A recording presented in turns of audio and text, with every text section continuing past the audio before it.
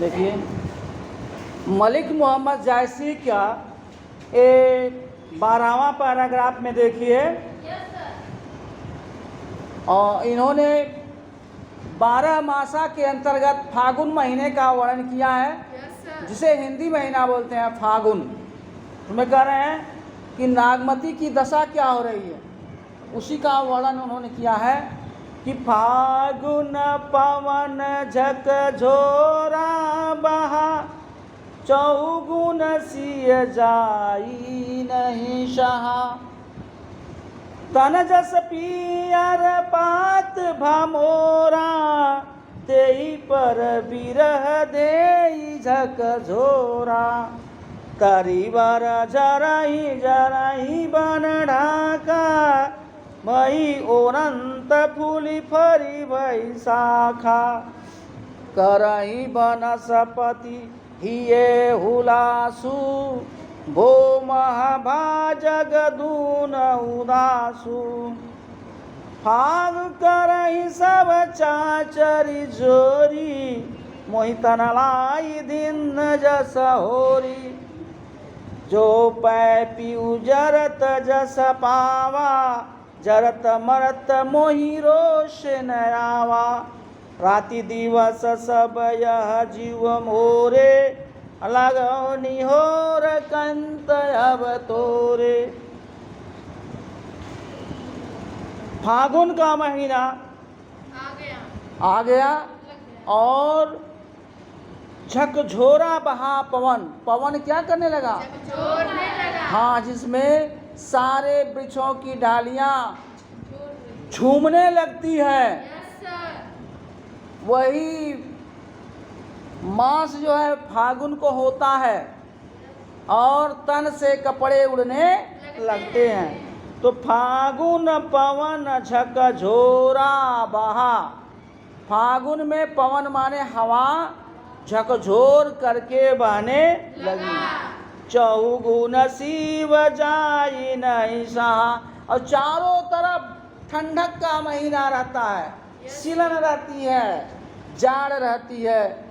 जो वह फागुनी बयार हमारे दिल को चीरती हुई, हृदय में समाती हुई तीर की तरह से निकल जाती है और हम शिहर उठते हैं। तो वह हवा असहनीय होती है। तन जस पियर पात बामोरा। मलिक मोहम्मद जायसी जी कहते हैं कि रानी नागमती की जो शरीर है वह पीले पत्ते के समान हो गई है। तन माने शरीर, पात माने पत्ता, पियर माने पीला। अते ही पर बिरह दे झकझोरा। उसके ऊपर यह विरह काल जो क्या कर रहा है, उसकी पूरी शरीर को झकझोर दे रहा है। तरीवर झरही बन ढाका। कहीं जितने भी वृक्ष हैं, तरुवर माने पेड़, जितने वृक्ष हैं, जितने पेड़ हैं, वे अपनी पुरानी पत्तियों का परित्याग कर रहे हैं और जंगल के ढाका भी झर रहे हैं, है ना? और भई वो न फूली फरी मोई शाखा। और सारी डालियां क्या कर रही हैं? फूल और फल से लद रही हैं। सारी डालियां फूल और फल से लद रही हैं। और करही बनस्पति ये हिलासु। चूँकि नई नई कोपलें निकल चुकी हैं, पत्तियां एकदम नई नई पत्तियां हैं, फूल हैं, फल हैं, इसलिए वनस्पतियों में बड़ा उल्लास है, बड़ा वो खुशी मना रही हैं, है ना? तो वनस्पति हिये हिलासु। वनस्पतियों को देख करके हृदय में अभिलाषा जाग उठती है, मन जो है आनंदित हो जाता है। और मोह कह भाजग दून उदासु। लेकिन कहती है नागमती कि मेरा पति मेरे पास नहीं है, इसलिए जितना ही इधर खुशी है उतना ही मेरा मन इस खुशी को देख करके दुखी हो जाता है। फागु करही सब चाचरी जोरी, मोहितन लाई दिन जस होरी। फागुन के महीने चलते ही सारी जोड़ियां आपस में जोड़े क्या कर रहे हैं, होली खेल रहे हैं, होली खेल रहे हैं, है ना। और लेकिन इस होली के दृश्य को देख करके मेरे हृदय में होलिका दहन हो रहा है, अर्थात होलिका जलती हुई सी प्रतीत हो रही है। ठीक है।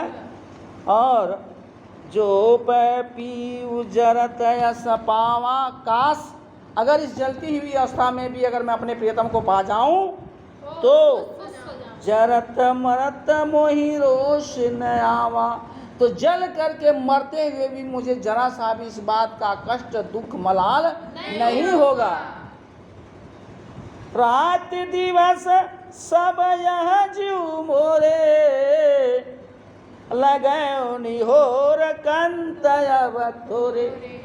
मेरे हृदय में रात दिन यही एक बात खटकती है कि कहीं मेरा देहांत ऐसे ही न हो जाए, पति की याद में कहीं मेरा ऐसे ही मेरे प्राणांत न हो जाए, तो मेरे कंत के ऊपर क्या निहोरा लग जाएगा, निहोरा लग जाएगा। इसलिए मुझे इस बात का बराबर मलाल दुख रहता है।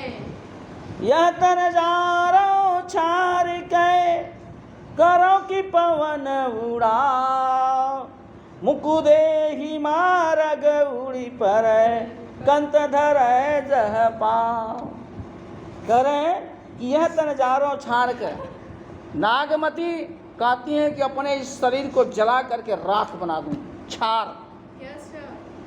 आ कहो कि पवन उड़ाए, और पवन देवता से कहूं कि हे देवता मेरी इस राख को, मेरे इस भस्म को तुम उड़ा ले जाओ।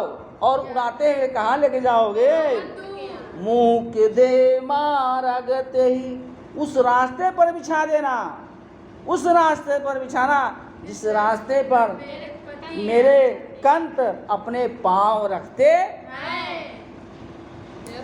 कितना सुंदर वर्णन उन्होंने किया।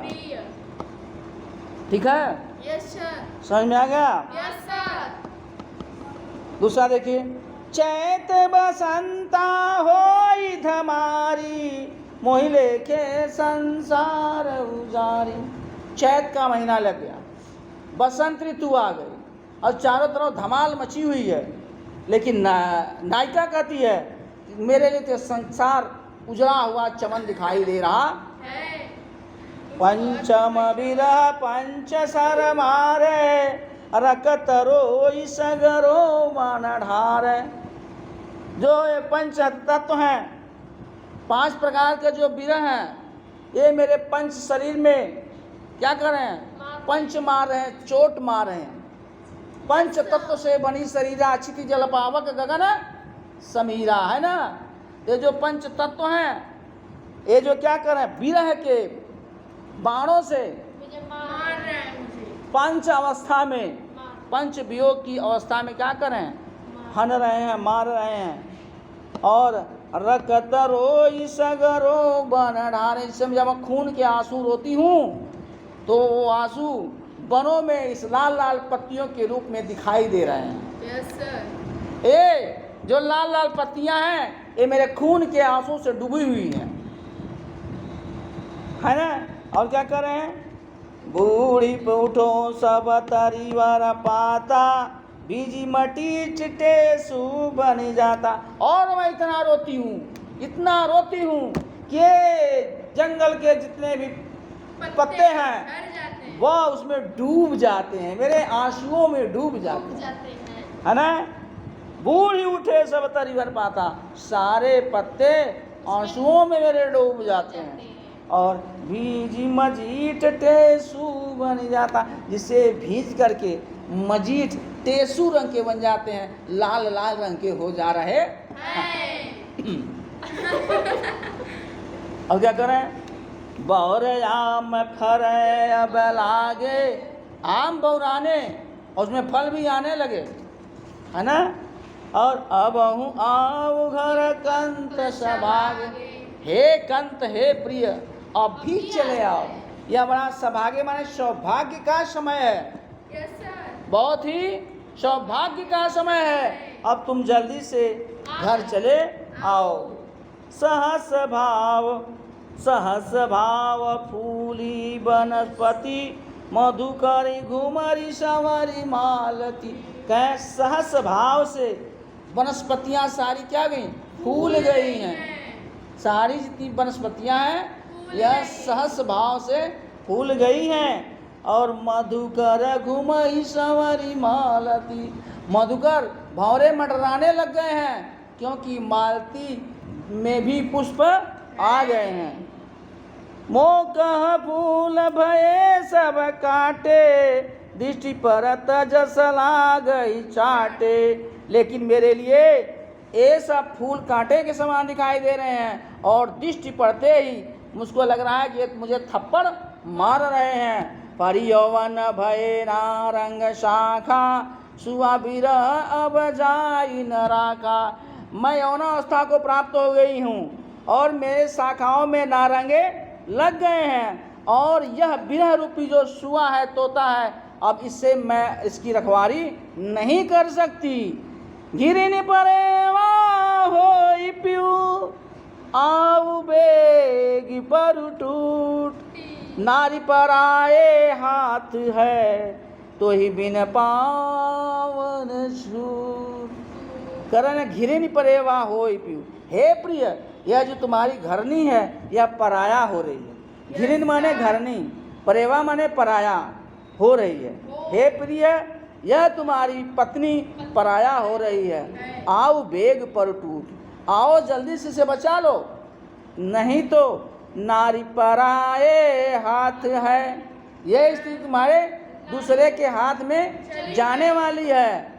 अबिन पावन छूट, जब तक तुम आओगे नहीं तब तक ये छूट नहीं सकती है। ठीक है, अच्छा लगा? ठीक।